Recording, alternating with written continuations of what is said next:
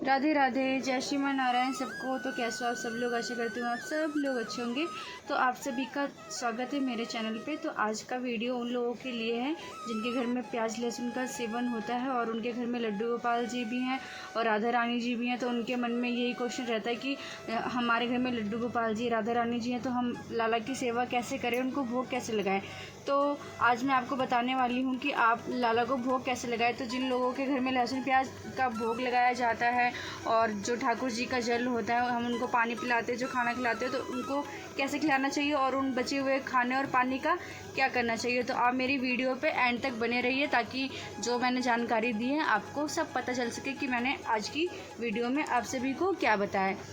तो कुछ घरों में होता है कि जैसे लेडीज़ लोग तो नियम करने को तैयार रहती हैं कि हम लहसुन प्याज नहीं बनाएंगे, लहसुन प्याज नहीं खाएंगे, पर जैसे घर में 5-6 लोग होते हैं तो सबके अलग अलग विचार होते हैं। तो जैसे एक नियम करे तो सब लोग नहीं कर सकते, तो मतलब सब नियम नहीं कर सकते, तो कोई बात नहीं, उनके लिए भी हम बताएंगे कि उनको कैसे करना चाहिए और वो आसानी से अपनी लड्डू गोपाल जी की और राधा रानी जी की सेवा कैसे कर सकते हैं। तो आप प्लीज़ परेशान ना हो कि आप लड्डू गोपाल जी की सेवा कैसे करें। मैं आपको कुछ ऐसे टिप्स बताऊंगी जिससे आप तो खाना बनाते हुए हमें इन बातों का ध्यान रखना चाहिए। जैसे कि हम मतलब दाल बना रहे हैं तो हम लड्डू गोपाल जी के लिए थोड़ी सी दाल अलग से निकाल दें। हम उस दाल को जीरे हींग से बाद में तड़का लगा दें। अगर हमारा मन है टमाटर डालने का तो हम टमाटर भी डाल दें, वरना हम सिर्फ जीरा हींग और अगर आपको मिर्ची डालनी है तो आधी मिर्ची डाल दें, क्योंकि लाला के सेवन मतलब लाला के भोग में ज़्यादा मिर्च का सेवन नहीं होता। आप लाला के लिए आलू का पराठा अलग से बना सकते हैं। उनको दूध, दही, छाछ और मक्खन का भी भोग लगाया जा सकता है। उनको मलाई भी बहुत ज़्यादा पसंद है, मेवे का भोग आप लगा सकते हैं। तो ये सब चीज़ें हमारे लड्डू गोपाल जी को बहुत ज़्यादा पसंद है। और हो सके तो जैसे आप लाला के लिए जैसे आपने दाल निकाल दी, अलग से दाल बना दिया, तो आप दाल रोटी का भोग लगा सकते हो, क्योंकि दाल ही ऐसी जो कि अलग से बनती है तो और लोगों के हिसाब से फ्राई हो जाती है, लाला के लिए अलग से निकल जाती है। तो जैसे सब्जी वब्जी में लहसुन प्याज पड़ता है तो कोई बात नहीं, आप लाला के लिए अलग से 2 आलू काट के आलू की भुजिया बना दें। जैसे जीरा आलू बनता है, जीरा आलू बना दें, या आलू का पराठा बना दें। दूध, दही, मक्खन, छाछ, मेवे होते हैं, सूखे मेवे होते हैं, मलाई होती है, इन सब का भी भोग लगा सकते हैं। हम लाला के लिए जैसे हम हलवा बना लें, खीर बना लें, या कोई हम ऐसी मिठाई भी होती है जो हम एक बार बना के 2 टाइम भोग लगा सकते हैं। तो हमें उन सब चीज़ों का भी प्रयोग ज़रूर करना चाहिए कि अपने लड्डू गोपाल जी को, क्योंकि लड्डू गोपाल जी को मीठा तो वैसे भी बहुत पसंद है, तो हमें लड्डू गोपाल जी को मीठे भोजन का भोग ज़रूर लगाना चाहिए। तो ये हमारे लाला को बहुत ज़्यादा अच्छा लगता है और बहुत ज़्यादा पसंद है। तो लड्डू गोपाल जी की सेवा में लहसुन प्याज का यूज़ नहीं किया जाता। तो कुछ लोग ऐसे भी हैं कि वैसे तो लगभग सभी लोगों को पता होता है कि लड्डू गोपाल जी के भोग में प्याज लहसुन का सेवन नहीं किया जाता, पर कुछ लोग ऐसे भी हैं जिनको नहीं पता कि लड्डू गोपाल जी की पूजा में या उनके भोग में मतलब लड्डू गोपाल जी के भोग में प्याज लहसुन का यूज़ नहीं किया जाता और वो खिलाते हैं, जो कि बहुत बड़ा पाप है। तो हमारा वीडियो बनाने का मकसद यही है कि लोगों को पता चल सके कि लड्डू गोपाल जी को सात्विक खाने का भोग लगता है। तो कुछ लोग ऐसा भी करते हैं जैसे कि लड्डू गोपाल जी के लिए जैसे सात्विक खाना अलग से बना लिया और घर में जो प्याज लहसुन वाला दाल या सब्जी बनी है तो लाला की दाल या सब्जी उसमें मिक्स कर देते, जो कि ऐसा भी नहीं करना चाहिए। उसको करने से भी पाप लगता है, क्योंकि लाला को सात्विक खाने का भोग लगाए तो लाला को भोग लगाने के बाद वो चीज़ प्रसाद हो गया। तो प्रसाद को हम प्याज लहसुन के साथ नहीं खा सकते या प्याज लहसुन वाले खाने में हम मिक्स नहीं कर सकते, जो कि ये बहुत बड़ा पाप है और हमको ऐसा नहीं करना चाहिए और ऐसा करने से बचना चाहिए। तो लड्डू गोपाल जी का जो प्रसाद होता है, लड्डू गोपाल ने जो खाया हुआ खाना होता है, वो कोशिश करे कि घर में जितने भी सदस्य हैं सबको एक एक बाइट दे दे, क्योंकि लड्डू गोपाल जी का जो भोग लगता है वो प्रसाद हो जाता है और सबका खाना भी ज़रूरी होता है। तो वो उस खाने से मतलब वो खाना प्रसाद होता है, उस खाने को खाने से सेहत भी सही रहती है। अगर आपके घर में जैसे कुछ लोग ऐसे हैं जो कि ड्रिंक करते हैं या नॉन वेज खाते हैं तो उनको प्रसाद ना दें, क्योंकि ऐसा करने से प्रसाद का अपमान होगा। उनका प्रसाद रख दे या उनको देना, क्योंकि अगले दिन भी ना दे, आप खुद खा लें किसी और को दे दे, पर जिन्होंने नॉनवेज खाया है, ड्रिंक किया है, उनको लड्डू गोपाल जी का प्रसाद नहीं देना चाहिए, क्योंकि प्रसाद का अपमान होता है।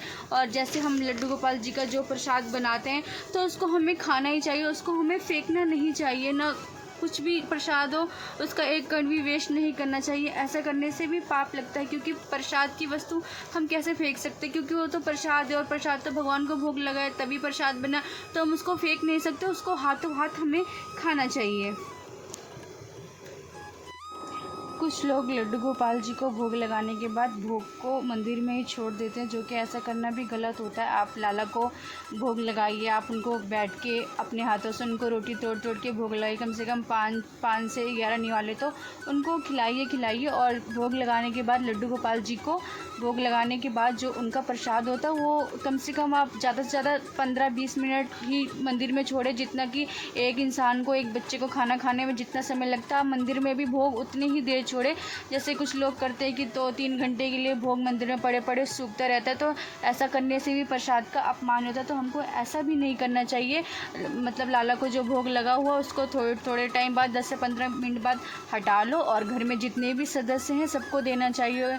और जो लड्डू गोपाल जी को हम जल पिलाते हैं, जल को भी आप पानी की बोतल में, तो अगर आपको पता है कि लोग नॉनवेज खाते हैं या ड्रिंक करते हैं तो आप उसे पानी की बोतल में मिक्स ना करें, क्योंकि वरना उसको कोई भी पी लेगा।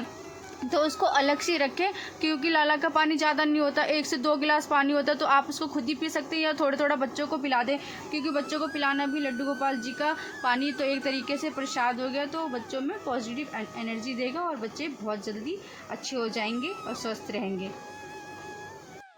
वैसे तो जब घर में लड्डू गोपाल जी घर में आ जाते हैं ना, तो घर में जैसे भी लोग होते हैं, जैसे कोई ड्रिंक करता है, कोई नॉनवेज खाता है, तो धीरे धीरे ना लोग ना सुधरने लगते, क्योंकि भगवान का स्वभाव ऐसा है कि उनके घर में आने से घर में सब कुछ चेंज हो जाता है।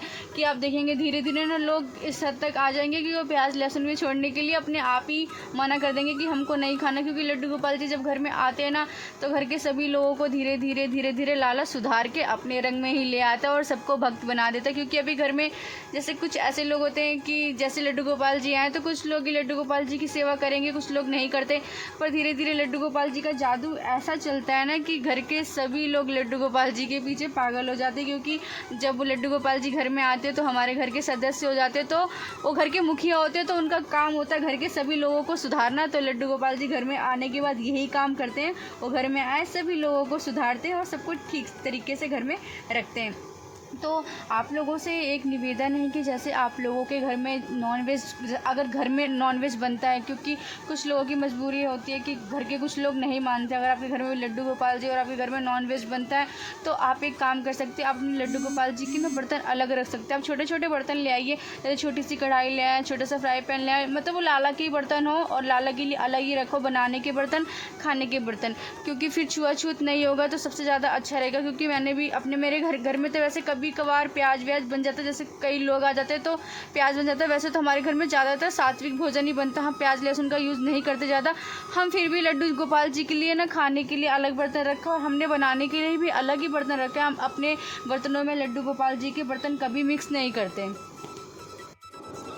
तो हमारी लड्डू गोपाल जी की सेवा ना सुबह से स्टार्ट हो जाती है। तो हम सुबह लाला को जो भी स्नान करवाते हैं, जिस भी पानी से स्नान करवाते हैं, तो लड्डू गोपाल जी को स्नान करवाने के बाद वो पानी ना नाली में बिल्कुल नहीं फेंकना चाहिए और ना ही लाली को किचन में बैठा के स्नान करवाना चाहिए। उनको ऐसी जगह बैठा के स्नान कराना चाहिए जिसमें एक जगह उनका नहाया हुआ पानी, लड्डू गोपाल जी का नहाया हुआ पानी इकट्ठा हो सके। वो पानी नाली में ना जाए, ना पानी नीचे गिरे, ना पैरों पे आए, ना पानी कहीं भी वेस्ट हो लाला का नहाया हो। तो वो पानी आप क्या कर सकते हो, आप उस पानी के अपने घर में हर कोने में छींटे मार सकते हो, अपने ऊपर भी छींटे मार सकते हो। अगर आपको वो पानी आप थोड़ा सा सुबह पंचामृत की, क्योंकि ठाकुर जी ने नहाया, राधा रानी जी ने नहाया, तो हमारे लिए उनका चरना अमृत है, तो हम वो चरना अमृत लेके अपने दिन की शुरुआत कर सकते हो। और वो पानी को आपको पौधों में डालना है, पानी को वेस्ट नहीं करना। आपके घर में जितने भी पौधे हैं थोड़ा थोड़ा करके सभी पौधों में वो पानी डाल दे। आप घर में छिड़काव कर ले, अपने ऊपर छिड़काव कर ले, पर पानी को वेस्ट ना करें बिल्कुल भी। और लड्डू गोपाल जी का जो हम पानी उनको पिलाते हैं ना, वो पानी भी हमको हाथों हाथ पानी पी लेना चाहिए। मतलब घर के जितने भी लोग हैं, सदस्य हैं जो नॉनवेज और ड्रिंक नहीं करते, उनको आप वो पानी पिला सकते हो, आप खुद भी पी सकते हो। और जो उनका भोग होता है वो भी मतलब बिना प्याज लहसुन का होना चाहिए और मतलब सात्विक भोग लगाए उनको। मंदिर में भोग ज़्यादा देर तक ना छोड़े, क्योंकि ऐसा करने से भोग का अनादर होता है। तो मैं भी आशा करती हूँ आप सब लोग अपने घर में लड्डू गोपाल जी की सेवा अच्छे से करते होंगे।